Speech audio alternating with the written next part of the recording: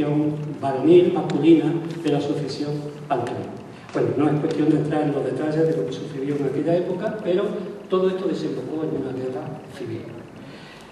Las principales operaciones militares se produjeron en el norte y en el este, pero en todo el territorio nacional hubo escaramuzas y hubo incidentes y comarcas que fueron particularmente muy inseguras, muy expuestas a las incursiones especialmente carlistas, y Los Pedroches fue una de ellas. Desde Sierra Morena, toda la zona de Los Pedroches estuvo expuesta, especialmente del 35 al 37, a continuas incursiones de partidas carlistas. Y Torremilano y Torrefranca fueron sin duda posiblemente las dos localidades de Los Pedroches más castigadas por la presencia y las acciones de estas partidas carlistas. Curiosamente, fíjense cómo se degeneran luego los términos alusivos y también de dónde derivan ciertas. En la historiografía de la época a los carlistas se les conoce como facciosos, son los facciosos. Un término que luego se recogerá justo 100 años después para designar en otra guerra civil a uno de los dos bandos.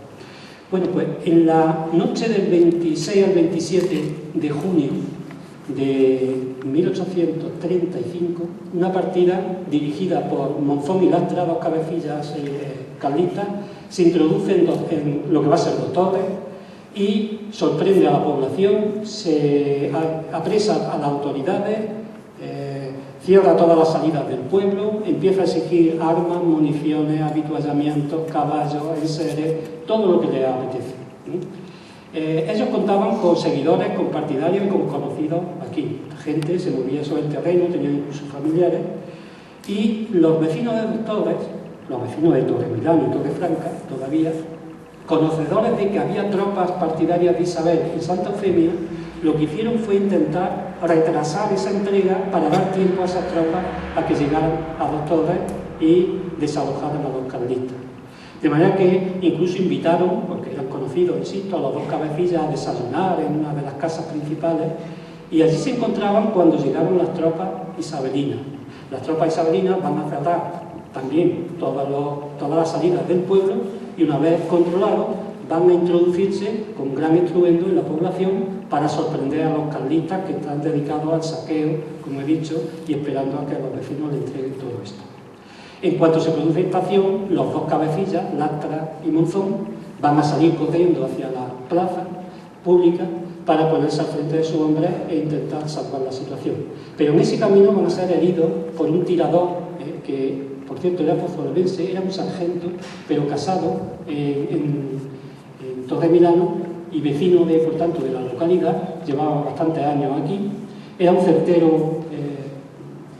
certero tirador, y consiguió herir gravemente a los dos cabecillas cuando se dirigían a la plaza. De manera que estos, viéndose en apuros, intentaron escapar como pudieron, y viendo que estaba todo cerrado, se escondieron en la calle Barahunda, que ustedes conocen, que en ese momento era el final del pueblo. Detrás de él ya no había nada. En la última casa de la calle Barahunda se trataron de ocultar, suplicando posiblemente a conocidos de la casa que los escondieran para escapar un poco de esta cuestión. Uno se escondió, Lastra, en lo que se llama, por lo menos en Pozo Blanco, la cámara, yo no sé cómo se llama aquí, sobrado, cámara, no sé cómo se llama. Y Monzón se escondió en un arca, era un mueble que era muy usual como armario en todas las... Pero fíjense lo que son las casualidades. Unos albañiles que estaban trabajando en un tejado de una vivienda de al lado, pues se dieron cuenta de la estratagema, avisaron a las tropas y les señalaron el sitio donde estaban escondidos los dos cabecillas. De manera que estas tropas entraron en el domicilio y se produjo de nuevo un forcejeo allí, un tiroteo, y se detuvo a Lastra, pero Monzón, gravemente herido, consiguió todavía escapar, hasta que fue detenido finalmente en la plaza. El final, pues, es muy conocido. La partida fue desarticulada, prácticamente perecieron casi todos los carlistas, posiblemente muchos de ellos ejecutados, incluidos los dos cabecillas, y esto pues llenó de júbilo a la población. Significó también un episodio en que todos los pobladores de Torrefranca y Torremilano habían colaborado para defenderse de esa intromisión, y además pues sufrieron, se beneficiaron de un reconocimiento tanto la población como por ejemplo, este Mateo Fernández que he dicho, que es el tirador que dio a los dos cabecillas, que aparte de un ascenso y de ciertas condecoraciones que obtuvo, pues esto le va a conseguir una catapulta, digamos, para ser uno de los grandes protagonistas posteriormente de la unificación. Va a ser una de las figuras señalas, incluso el alcalde que va a estar en Torremolinos en el momento de la unificación. De manera que aquí vemos que hay una relación directa entre los hechos que se producen unos años antes con los que luego van a ser los protagonistas de la unificación. Hay otra cuestión. En el 36 pasa por aquí pues, el ejército de un general carlista que recorre toda España, que es el general Gómez, se le conoce como general Gómez, tiene ustedes ahí un grabado de él. También pues, exigió diversas cuestiones a todos los pueblos de la zona, etc. Y se hizo notar mucho. Y en el año siguiente, en el 37, otra vez en junio, otra partida de carlistas, dirigido en este caso por Palillos y Orejitas, pues también van a entrar en el pueblo y se van a hacer en este caso con un botín muy cuantioso.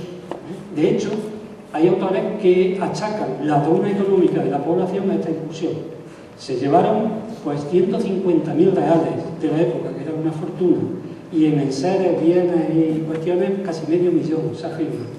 Incendiaron casas, maltrataron a los vecinos, etc. Está visto que era una especie de venganza por lo que había sucedido anteriormente. Bueno, en definitiva, ¿qué es lo que está sucediendo? ¿Qué tiene que ver?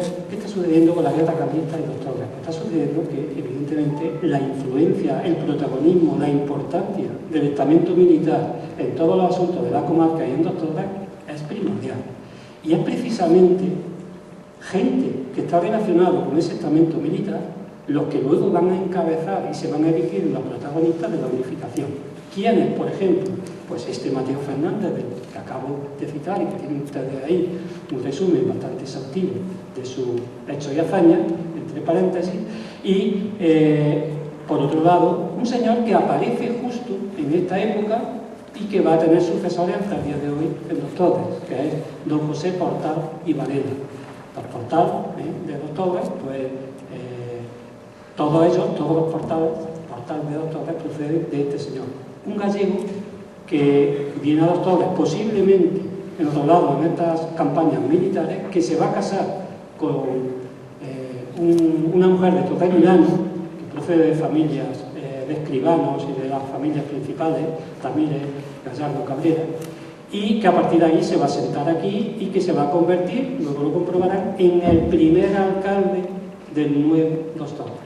¿Por qué? Porque va a ser a su vez el comandante de las fuerzas militares de la Milicia Nacional con plaza en la localidad.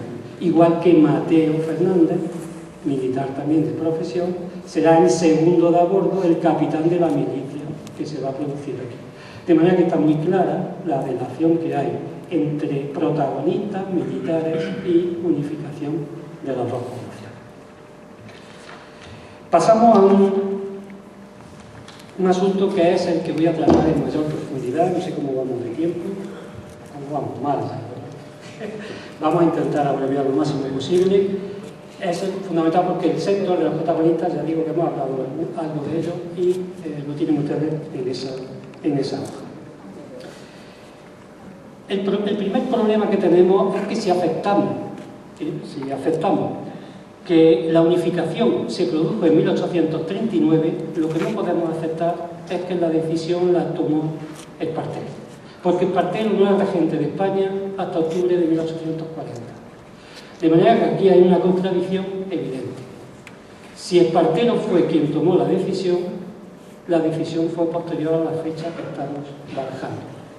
Y si, como queremos, y por eso estamos celebrando el 175 aniversario, queremos creer, los primeros pasos de la unificación se produjeron en 1939, está claro que el protagonismo final tuvo que ser de María Cristina de Borbón, como regente que era en ese momento.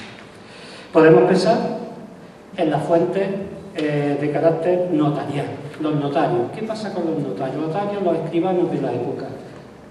Pasa, por favor, Miren, aquí tenemos los libros de los notarios de la época y comprueben